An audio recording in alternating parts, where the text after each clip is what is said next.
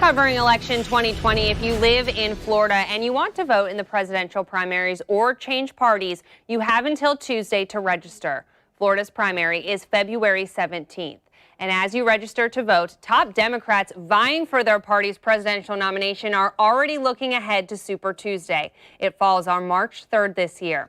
After the primaries in Iowa and New Hampshire, Senator Bernie Sanders and Pete Buttigieg are taking strong leads. But a new poll shows Michael Bloomberg is surging in popularity. Economists found he is fourth among registered Democratic voters. Senator Bernie Sanders is leading with 22% of the likely vote.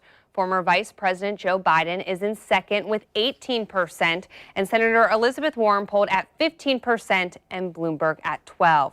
They're all hoping Florida will give them a chance to show their national appeal. Joining me now with more on the upcoming primaries are how they are looking is the Dean of Arts and Sciences at Jacksonville University, Dr. Matthew Corrigan. Thank you so much for being here this morning. Good morning.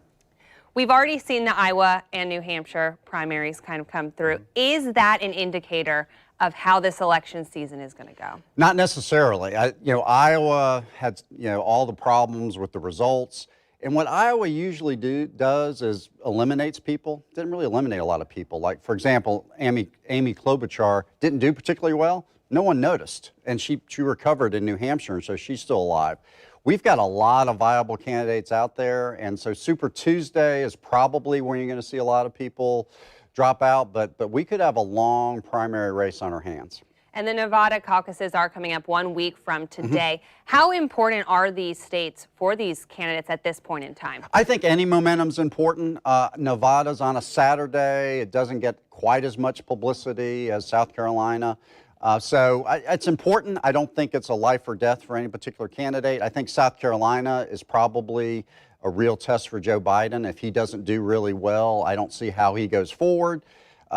Candidates like Elizabeth Warren haven't done particularly well. I mean, she needs to start showing. And of course, you've got Michael Bloomberg out there who hasn't even entered any of these races and is waiting for Super Tuesday and pouring really an unprecedented amount of money into this effort. With that being said, is it too early to determine a front runner? It really is. I mean, I think the Sanders campaign has obviously done well, but he didn't necessarily draw a lot of young voters, which was really his calling card. So he's done well, but he hasn't blown anyone out. And then you have Pete Buttigieg, who's done, surprisingly well. And I think he's got a good campaign organization. I think he's built for the long haul. You've got Bloomberg. You've got another billionaire, Tom Steyer, who's spending all sorts of money in South Carolina. So it really is a jumble. And kind of looking ahead, what role do you think Florida is going to play when it's our primary? Yeah, sometimes the Florida primary comes too late. I think this time it's going to be really important because you have all these candidates.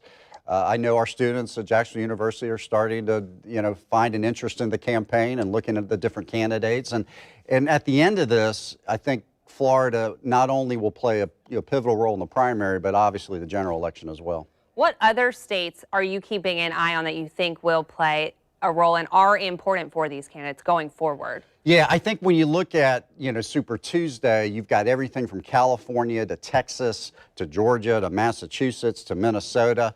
Whoever can come out of Super Tuesday with some type of lead is probably going to be the front runner. The problem is for the Democratic primary, it's a proportional system. So it's not winner take all. So you don't get all the delegates if you win a state in most states.